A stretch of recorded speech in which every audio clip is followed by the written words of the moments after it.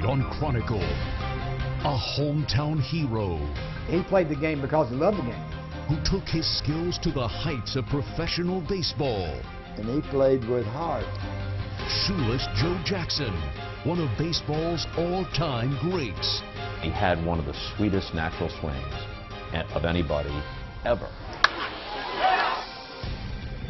But the Black Sox scandal ends his career. Banned from baseball for life. But if he was trying to throw a ball game, he did a poor job. And still shut out of consideration for baseball's Hall of Fame. So he's been acquitted in a court of law twice. A baseball great and the effort to clear his name. Americans believe in justice, and justice was not served. Tonight on Chronicle, Shoeless Joe. Good evening and welcome to Chronicle. I'm Jane Rovelo. Shoeless Joe Jackson is widely regarded as one of the best baseball players to have ever lived. But because of the 1919 Black Sox scandal and his subsequent ban from baseball, Jackson is not in baseball's Hall of Fame. Joe Jackson worked at the old Brandon Textile Mill up on the hill here on the west side of Greenville, and he developed his baseball skills on a field that was on this same spot more than a century ago. So how did a young boy who played textile ball make it to the game's biggest stage? To begin our story, here's Brad Freilich. From a tenant farm in Pickens County, George Jackson heard the call of opportunity. A job and a home in the Brandon Mill Village in West Greenville, a chance for a better life for his family.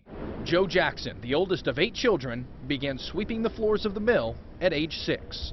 It was tough in the mills, and he didn't like it, but he liked to play baseball, and the baseball offered him a way out. By the age of 13, Joe's talent was obvious, and he was signed to the Brandon Mill men's baseball team of the Textile League, where he thrilled fans for 6 years.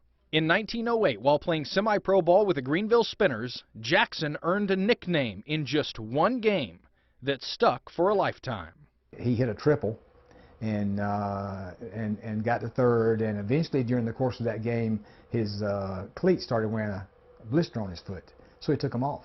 Some old leather-lung fella fan in the stand says, "You son of a so-and-so.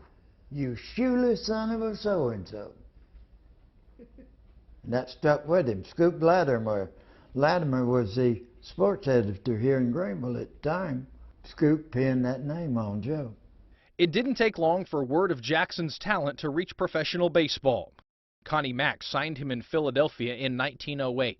Jackson also played in Cleveland and Chicago, where his career became legend.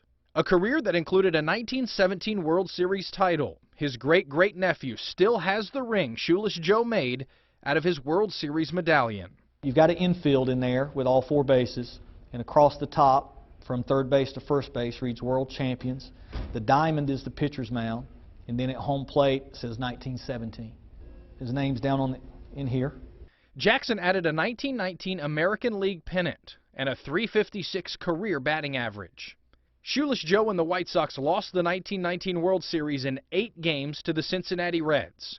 Back then, it was a best-of-9 series, and in 1920, he and 7 other White Sox players were accused of conspiring to throw the 1919 World Series. The real baseball historians know Joe Jackson's story. I think casual baseball fans don't, and I think casual baseball fans are unaware that there is legitimate dispute still about the facts of the fixing of the 1919 World Series. The players were suspended at the end of the 1920 season and put on trial in 1921. All 8 were found not guilty by a jury on all counts. Not long after the trial, newly elected baseball commissioner Judge Kennesaw Mountain Landis, who was given absolute power by the owners, banned the 8 players for life. There's no doubt that all those who were banned knew about it. There's significant doubt as to whether they took part in it. And Kennesaw Mountain Landis banned everybody who even knew about it for not reporting it immediately, which they did not do. Some took the money and gave it back. Others took the money and yet didn't compromise their play. Others flat out threw games. We know that statistically Joe Jackson had a good series in 1919. In that series, Joe Jackson hit .375, had 12 hits, which was a record that stood until 1964, and played error-free baseball. He had to be the most valuable player during that World Series. But if he was trying to throw a ball game, he did a poor job. According to excerpts from the 1920 grand jury testimony, Joe Jackson himself denied doing anything to throw a baseball game. Some say he ended up with $5,000 when that series was over. The family doesn't think so. I've never had a family member say he took that money.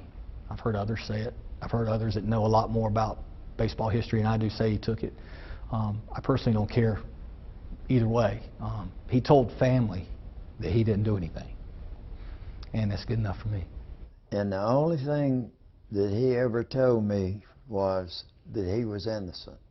In 1942, 9 years before his death, Jackson told the Sporting News he was innocent of any wrongdoing and would put his World Series performance against any other player in history. Shoeless Joe Jackson died in 1951, and 63 years later is still banned from baseball. 63 years after his death, Shoeless Joe Jackson is still on baseball's ineligible list today, preventing him from being on the ballot for the Hall of Fame. But some say Jackson is already there.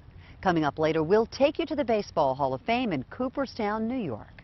The fight for a hometown hero. He died in 1951. He served his sentence. He's more than served his sentence. Coming up next on Chronicle.